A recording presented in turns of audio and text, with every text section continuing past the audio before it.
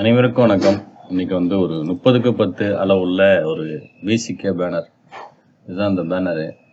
இந்த பேனரை வந்து நம்ம எப்படி டிசைன் பண்ணலாங்கிறத பற்றி பார்த்துருவோம். இது வந்து அம்பேத்கர் ஐயா அவங்களோட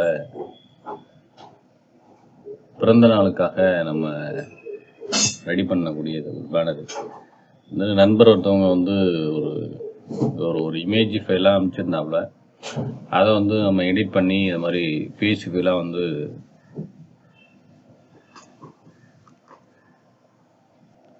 இப்போ வந்து 30க்கு 10 அளவுள்ள இந்த விசிகே பேனர் வந்து ஒரு இமேஜ் ஃபைலாக இருந்தது. இதை வந்து நம்ம கட் பண்ணி ஒர்க் பண்ணியிருக்கோம். சரிங்களா? இந்த ஃபைலு வந்து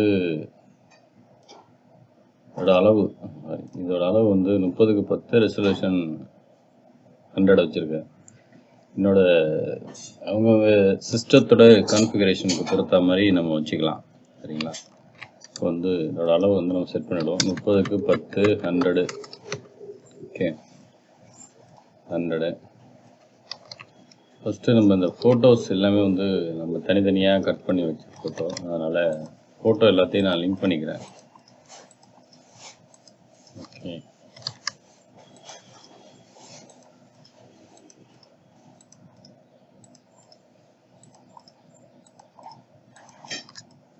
இது எல்லாமே வந்து தனி ஃபோட்டோஸ். இது எல்லாமே நல்ல கொண்டு வச்சுருக்கேன். அப்புறம் இந்த மேலே அந்த கட்சியோட தலைவர்கள் அவங்க படம் ப்ளஸ் அந்த ஷேடோ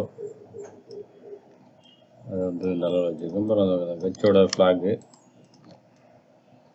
அதையும் நம்ம மேலே கொண்டு வந்து வச்சுக்கலாம். சரிங்களா? அடுத்தது இந்த சைடில் பார்த்தீங்கன்னா ஷிஃப்ட்டை ஹோல்ட் பண்ணிவிட்டு லிங்க் பண்ணிக்கிறேன்.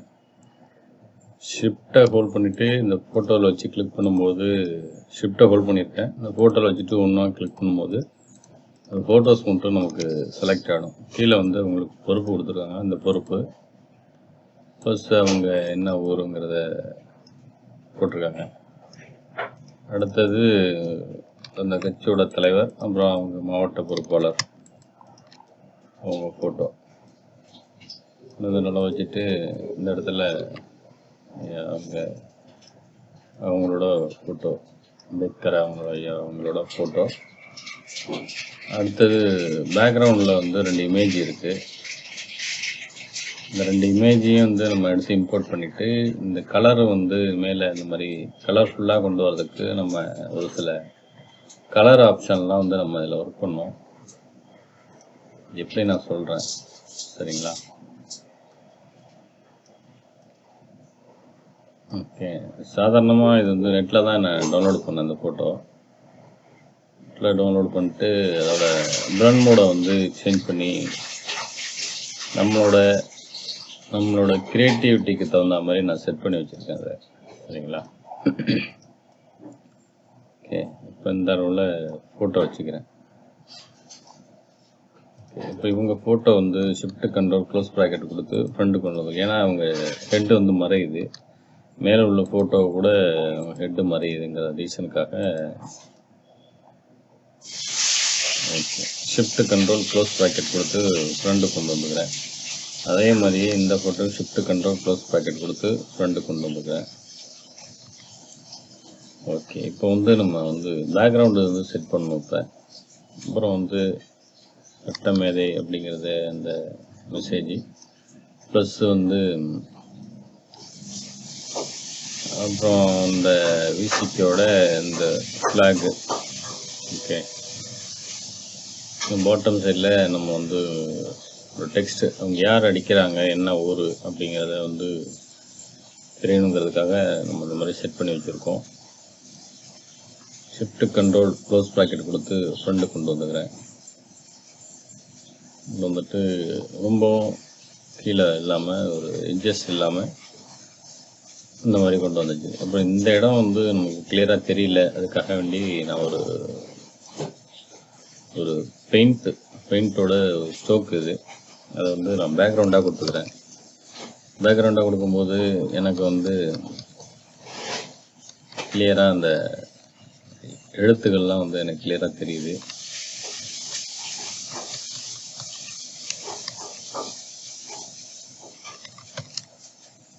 ஓகே, இப்போ வந்து இந்த இடம் ஒரு நியூ லேயர் ஒன்று போட்டுட்டு ஃபோர்க்ரவுண்டு ஒயிட் பேக்ரவுண்ட் வச்சுட்டு இந்த இடத்துல அப்படியே ப்ரஷ் பண்ணுறேன்.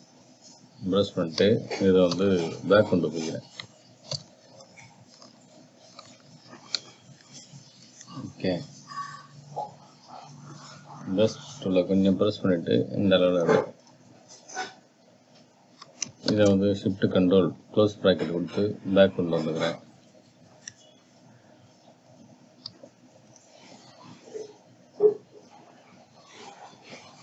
பேக் கொண்டு வந்துட்டு இந்த இடத்துல ஒயிட் ப்ரஷ்ஷால் ப்ரஷ் பண்ணிக்கிறேன். ஓகே,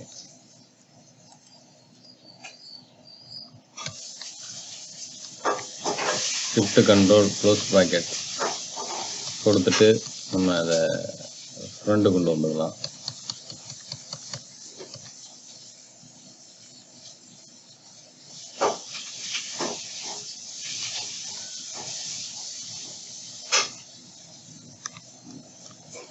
ஓகே, இப்போ வந்து இந்த விசிகே ஃப்ளாகு அதை கொண்டு வந்துக்கிறேன். ப்ளஸ் வந்து இந்த டெக்ஸ்ட் லேயரை வந்து ஷிஃப்ட் கண்ட்ரோல் க்ளோஸ் ப்ராக்கெட் கொடுத்து ஃப்ரண்ட்டு கொண்டு வந்துக்கிறேன். இதுக்காக தான் ஃபஸ்ட்டு நம்ம இந்த ஸ்டோக்கை வந்து மூவ் பண்ணும்போது டெலீட் பண்ணிக்கிறேன்.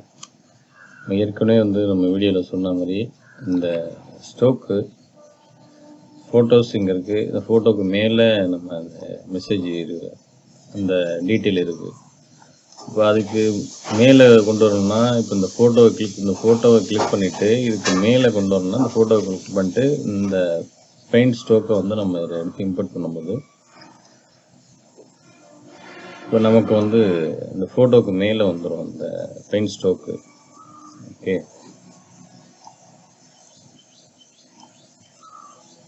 ஃபோட்டோ எல்லாத்தையும் கொஞ்சம் மூவ் பண்ணி வச்சுருக்கேன். ஏன்னா இந்த சைடு வந்து எனக்கு மறையுது ஃபோட்டோ, இந்த அளவில் வச்சுக்கிறேன். ஓகே, இப்படி வச்சுக்கிறேன்.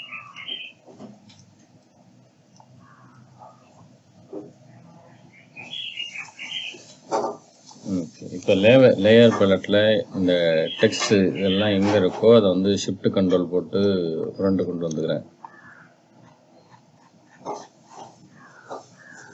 இங்கே வச்சுட்டு ஸ்க்ரோல் பண்ணோம்னா இந்த மாதிரி உங்களுக்கு வந்துடும். டெக்ஸ்ட் லேயர்லாம் மேலே வந்துடும். ஷிஃப்ட் கண்ட்ரோல் க்ளோஸ் ப்ராக்கெட் கொடுத்து ஃப்ரண்ட்டு கொண்டு வந்துக்கலாம். இந்த லேயரை கிளிக் பண்ணி ஷிஃப்ட் கண்ட்ரோல் க்ளோஸ் ப்ராக்கெட்.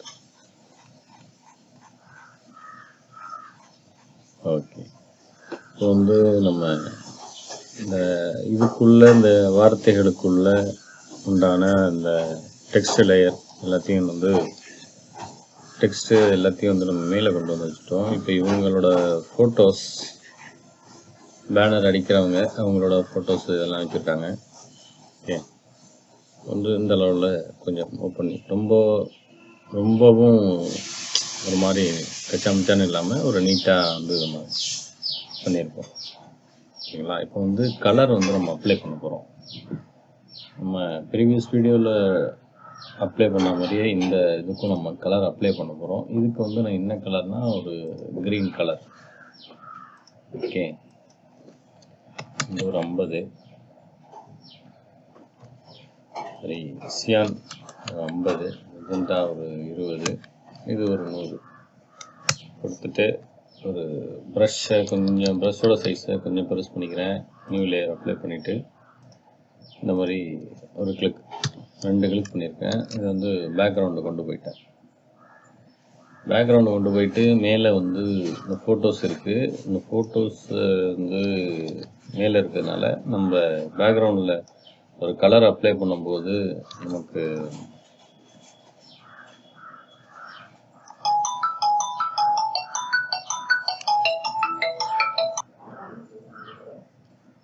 இப்போ வந்து மேலே வந்து இமேஜ் இருக்குது. அந்த இமேஜை வந்து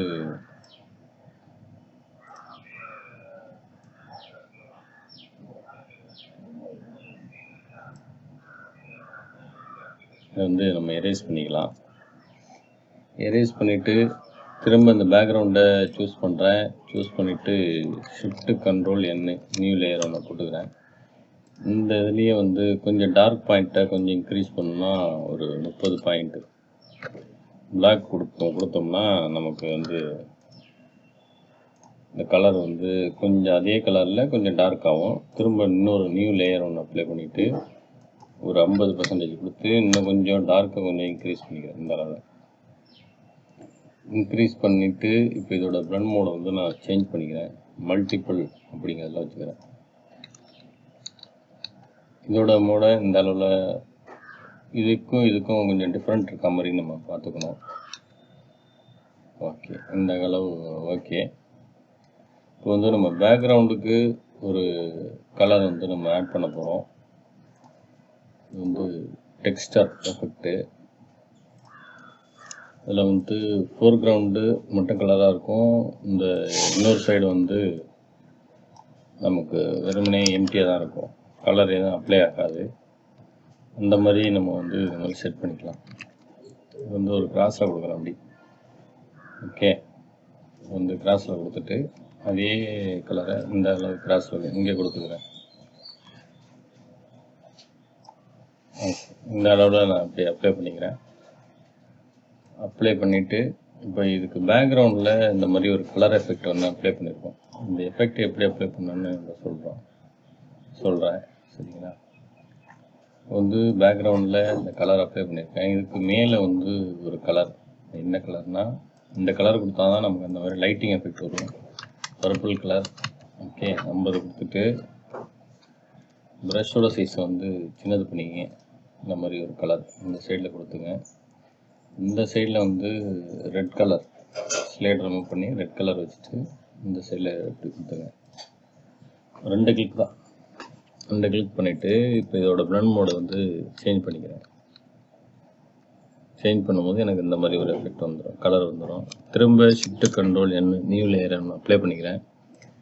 நியூ லேயர் அப்ளை பண்ணிவிட்டு red colour yellow colour, yellow 100 வச்சுட்டு ப்ரஷோட சைஸை கொஞ்சம் ப்ரெஸ் பண்ணிக்கிறேன். ஒரு கிளிக் 2 கிளிக் பண்ணிவிட்டு திரும்ப இன்னொரு கலர் ஸ்லேடரை எல்லோ ஆரஞ்சு அப்படிங்கிற அந்த கலரை சூஸ் பண்ணிவிட்டு இந்த மாதிரி கிளிக் பண்ணிக்கிறேன்.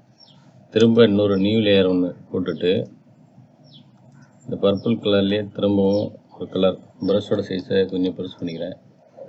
இந்த மாதிரி ஒரு பர்பிள் கலர் வச்சுட்டு இப்போ இதோட பிளண்ட் மோடை சேஞ்ச் பண்ணும்போது இந்த மாதிரி நமக்கு லைட்டிங் எஃபெக்ட் வந்து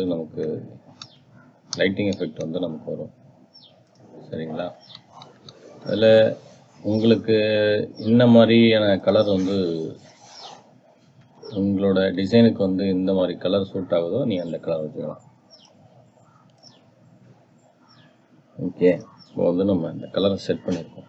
இப்போ இந்த இடம் மட்டும் நமக்கு பிளாங்காக இருக்குது, கொஞ்சம் கலர் கொஞ்சம் கம்மியாக இருக்குது. அப்படிங்கிறதுனால ஒரு இதில் வந்து ஒரு 100 சியான் 100, மெஜந்தா 50, இது ஒரு 100, பிளாக் ஒரு 60 வச்சுட்டு கலரை ப்ரஷோட சைஸை வந்து இன்க்ரீஸ் பண்ணிவிட்டு ஒரு கிளிக், அதே மாதிரி இந்த சைடு ஒரு கிளிக் பண்ணிவிட்டு இதோட பிளண்ட் மோடை வந்து நம்ம சேஞ்ச் பண்ணிக்கலாம்.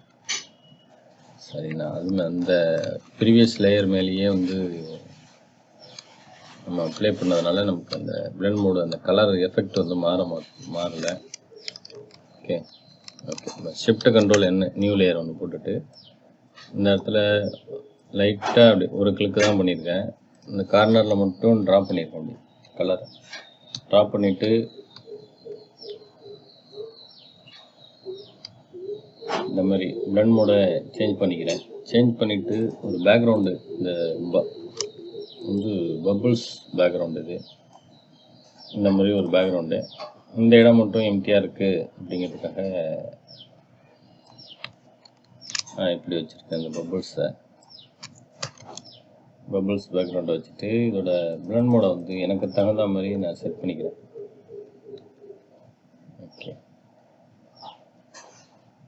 ஓகே, இந்த கலரு எனக்கு வந்து ஓகே அப்படின்னு தோணுது.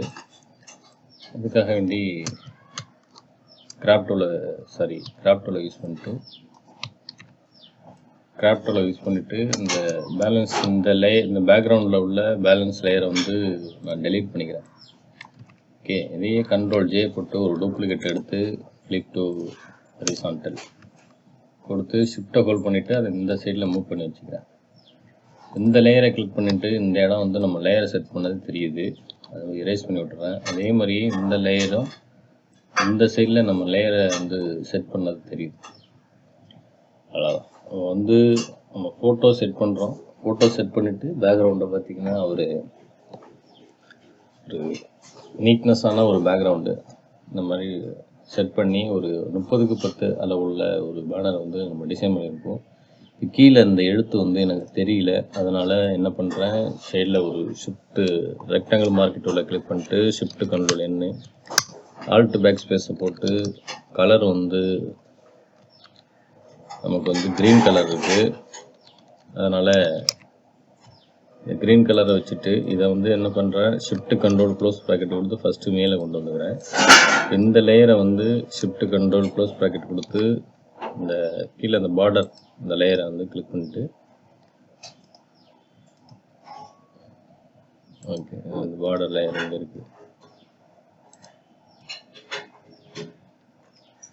பார்டர் லேயர் இங்கே இருக்குது. ஷிஃப்ட் கண்ட்ரோல் க்ளோஸ் ப்ராக்கெட் கொடுத்து ஃப்ரண்ட் கொண்டு வந்துட்டு கண்ட்ரோல் யூ கொடுத்து இதோட கலரை வந்து நம்ம சேஞ்ச் பண்ணி பார்த்துக்கலாம். இந்த கலருக்கு மேட்ச் ஆகணும், நமக்கு அதுக்கு தகுந்த மாதிரி நம்ம செட் பண்ணிக்குவோம். சரிங்களா? ஓகே ஓகே, இப்போது இதை மட்டும் லைட்டாக டார்க் பண்ணிக்கலாம். கண்ட்ரோல் டி போட்டு சைஸை கொஞ்சம் பெருசு பண்ணிக்கிறேன். இதில் வந்து டிசார்ட் அப்படிங்கிறத அந்த ஆப்ஷனை கிளிக் பண்ணோம்னா இந்த மாதிரி நம்ம சுருக்கிக்கலாங்க. சுருக்கிட்டு இந்த எழுத்து வந்து ரொம்ப மேலே இருக்குது, அதை வந்து கொஞ்சம் கீழே இறக்கி வச்சுப்போம். ஓகே, இந்த லேயரை மட்டும் கொஞ்சம் பெருசு பண்ணிக்கிறேன். அதனால் control J control open bracket கொடுத்து பேக் கொண்டு வந்துட்டு இதோட பிளண்ட் மோடை வந்து சேஞ்ச் பண்ணிக்கிறேன். சேஞ்ச் பண்ணி இந்த அளவில் வச்சுக்கிறேன்.